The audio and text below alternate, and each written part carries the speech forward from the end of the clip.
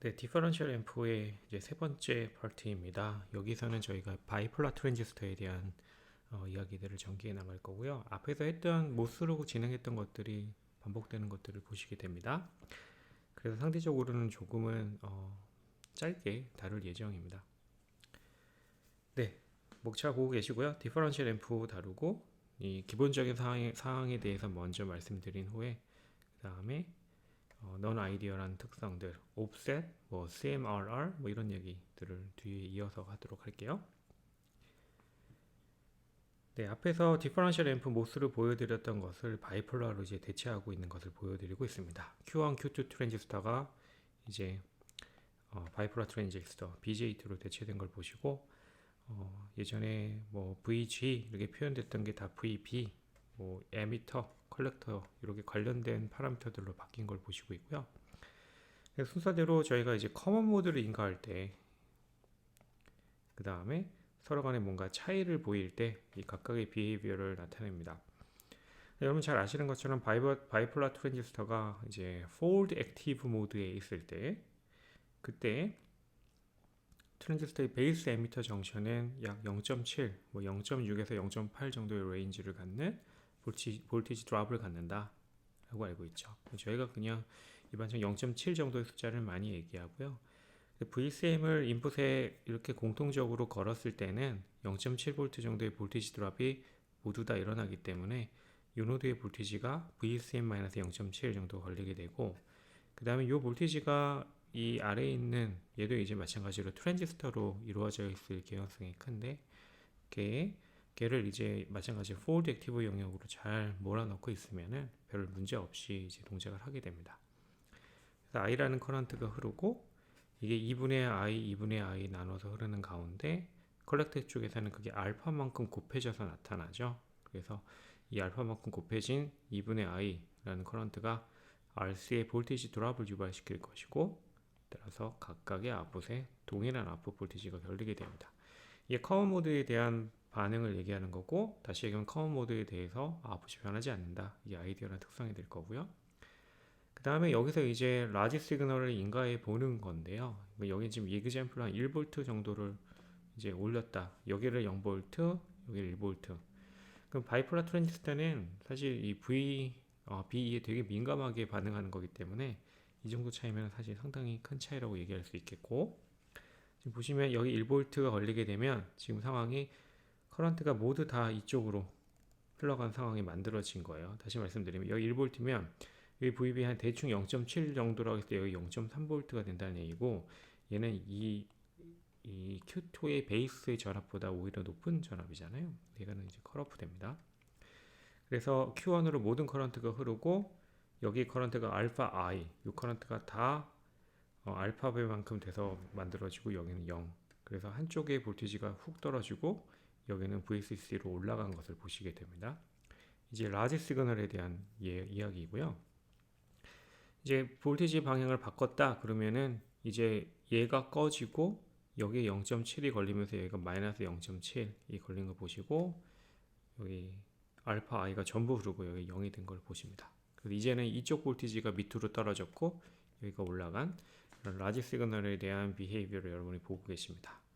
그리고 나서 저희가 이제 따져줬던 게 이런 거죠. 여기 이제 0으로 놓고 얘를 0 근방에서 조금 변화할 때 어떤 일이 일어나는가 라는 거고, 그러면 여기를 아이디얼 커런트 소스로 놨을 때 여기 델타 I라는 커런트의 변화가 생기면 여기 마이너스 델타 I라는 커런트 변화가 생겨야 되고, 거기에 따라서 이제 차동적인 아웃풋 변화가 나타나게 되고, 여기 이제 차동적인 아웃풋 볼티지가 나타난다.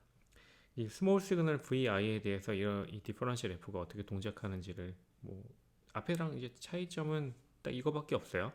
예전에 이 커런트가 이 커런트와 같았다면 이제 알파의 차이만큼 있다라는 게 여기서는 이제 눈에 띄게 보이는 그 차이점이 되겠죠. 이런 개괄적인 설명에서는 별로 모스하고의 차이점을 크게 찾기는 어렵고요. 좀 구체적인 곳으로 들어가죠.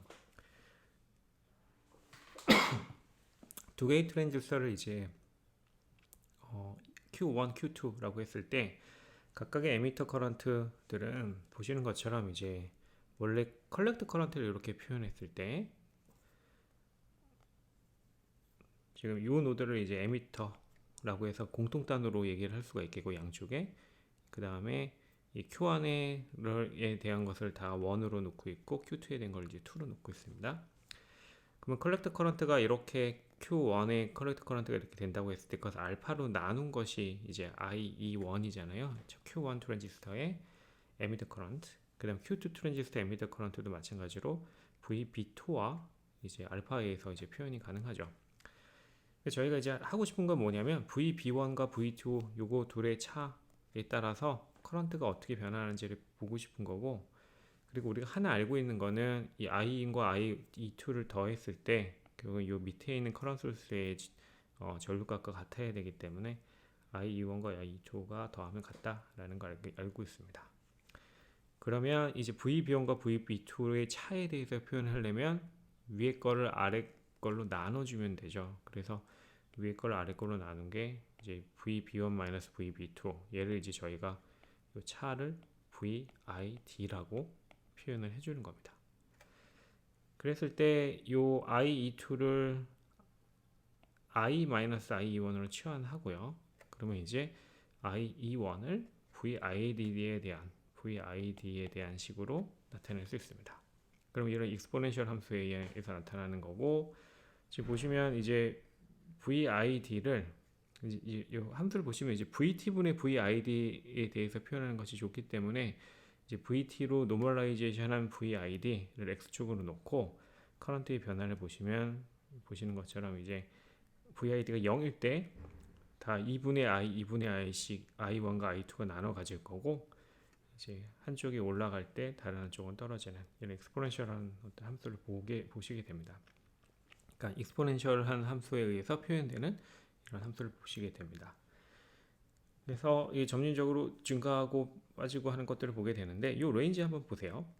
VT가 일단 25mV 정도를 얘기하는데 여기 이제 0, 2VT, 4VT 정도면 거의 풀리 스티어링 되는 걸 보십니다. 익스포넨셜 함수가 급격하게 변하는 함수이기 때문에 이렇게 급격하게 변하는 영역이 상당히 제한적이고, 다시 얘기하면 VID 변화에 따라서 커런트의 변화가 큰 그 하이 GM을 갖기에 적절한 그런 상황이라는 얘기죠. BJT의 장점이라고 저희가 누누이 말씀드리는 부분입니다.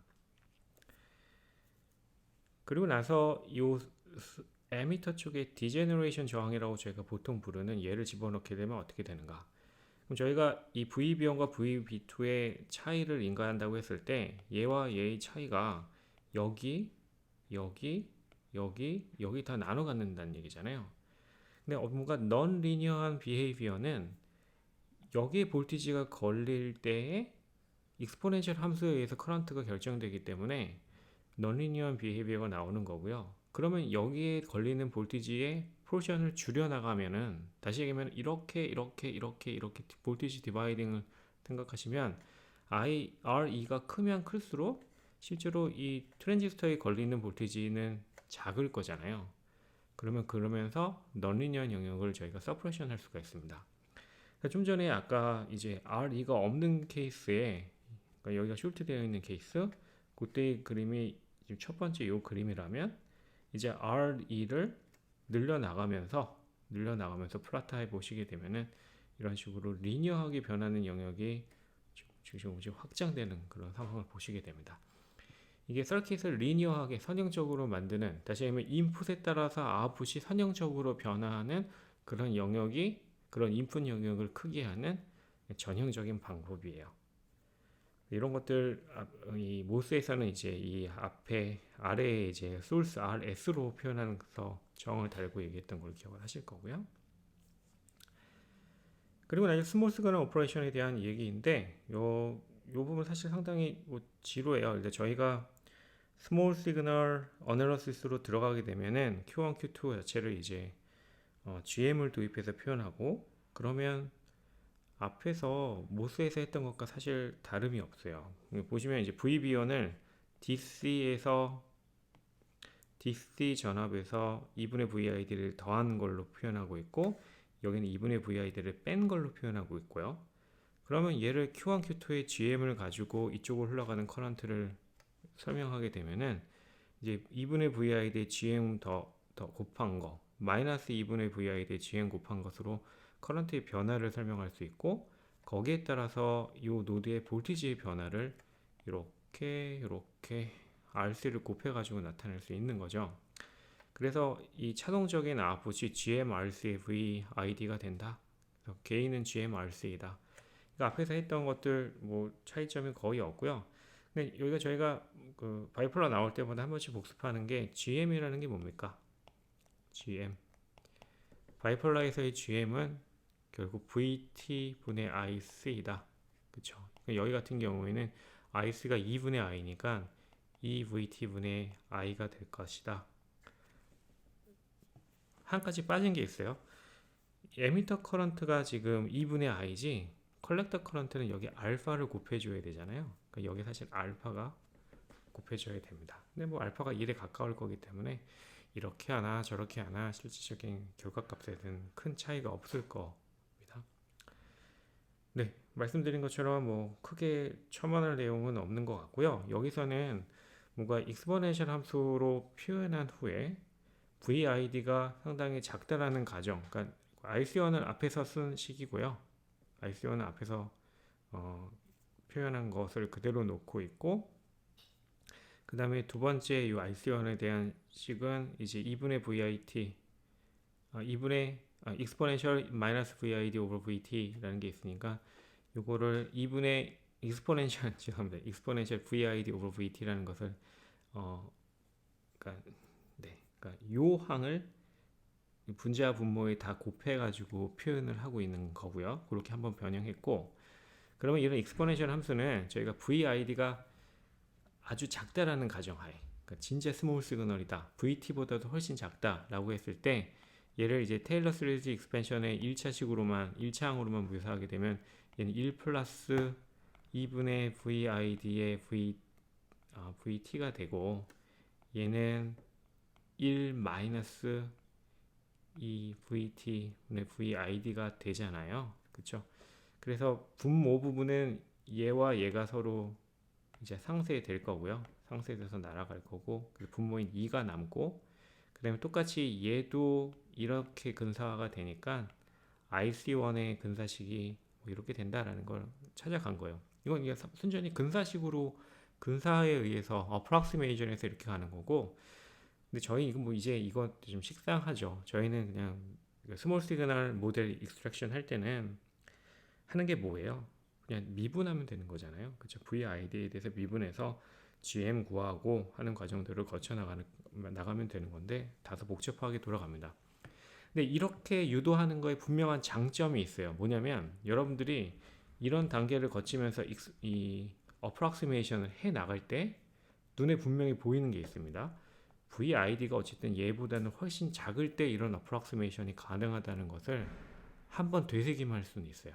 그런 의미에서 이런 작업이 의미가 있고요. 대신 VID가 VT에 근접해 가거나 VT의 일부, 뭐 half VT 뭐 이런 정도 근접해 갈 때, 우리는 이게 리니어 영역에서 넌리니어한 쪽으로 벗어날 수 있겠구나라는 거를 염두하고 경각심을 좀 가질 수는 있겠죠. 근데 과정 자체는 조금 뭐 지리하게 보일 겁니다.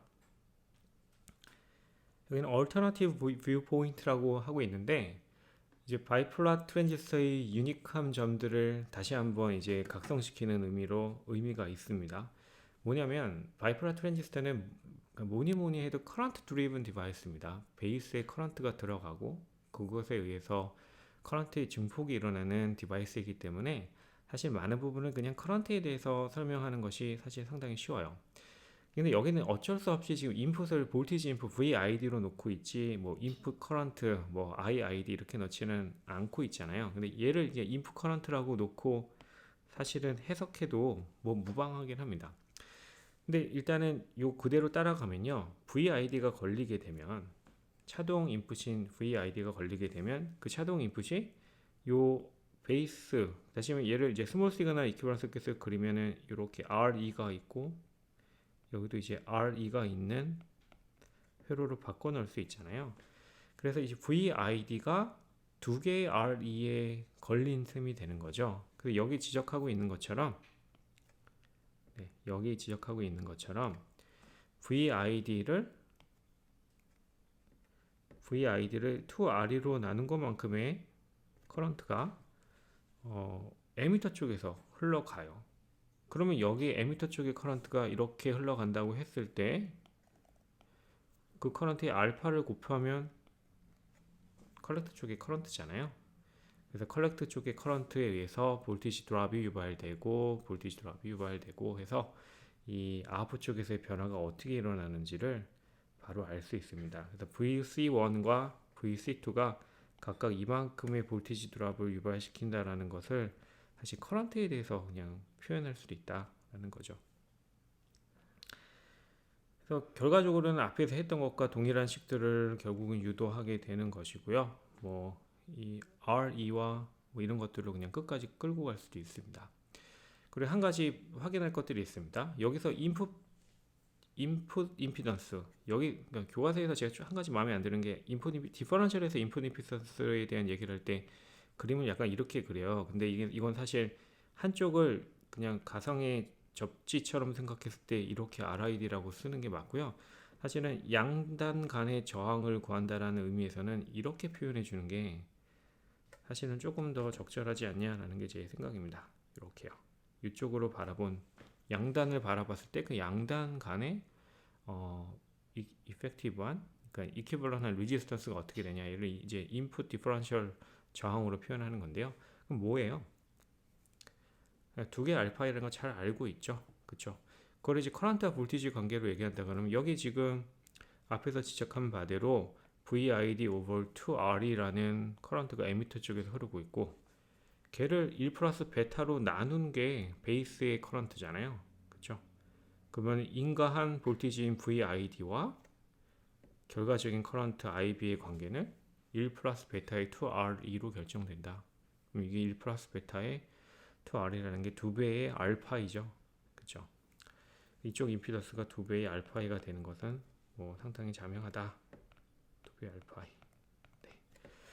그리고요, 지금 앞에서 다뤘던 회로 다시 얘기하면 여기 RE가 달려있을 때 이게 모든 그림들이 이제 어떻게 바뀌냐라고 했을 때 T 모델을 놓고 보면은 좀 쉽죠. 그래서 여기 다시 RE, 여기 RE 이렇게 놓고 보시게 되면 요 두 개의 베이스 사이에 이제 저항이 두 개의 RE와 두 개의 small RE와 두 개의 large RE가 붙어 있는 것을 보시게 되고, 그럼 에미터 쪽의 커런트는 이렇게 될 것이며, 그렇죠?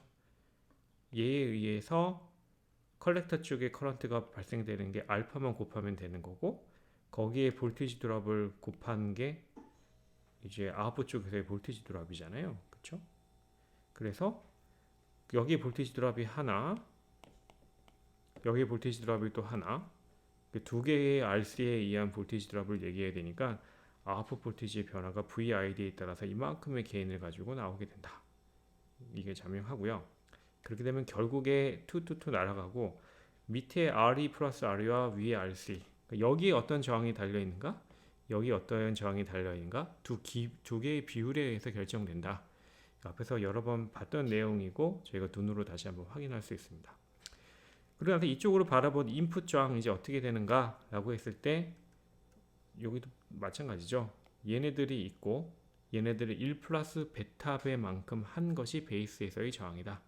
얘가 1 플러스 베타배 된 것을 보게 됩니다. 인풋 임피던스를 늘리는 방법으로 생각할 수 있는 게 RE를 붙이는 거예요. 왜냐면 RE를 붙인 것만큼 1 플러스 베타배만큼 돼서 인풋 임피던스가 바뀌니까 저희가 기억할 만한 것입니다. RE를 넣었을 때 변화나는 거, 앞에서 한번 얘기한 거는 RE를 집어넣었을 때 리니어한 동작 영역들이 증가한다. 그 다음에 하나 짚고 넘어갈 거는 이렇게 가면서 이펙티브한 GM은 떨어져요, 그쵸? 볼티지 변화에 따라서 커런트의 변화율이 떨어지니까 GM이 떨어지고 게인이 떨어지는 건 감내해야 되는 거고, 얻는 건 뭐냐? 선형성이라는 장점을 얻고 인풋 임피던스도 크게 가져갈 수 있다. 얘가 1 플러스 베타보다 곱해지니까요. 이 바이폴라에서 지적할 수 있는 중요한 부분 중에 하나입니다. 그리고 나서 다음번은 이제 다음번은 버추얼 그라운드의 얘기입니다. 여기 대칭적으로 이렇게 인가한다고 했을 때 여기는 버추얼 그라운드로 사용할 수 있습니다. 앞에서 많이 했던 내용이고요.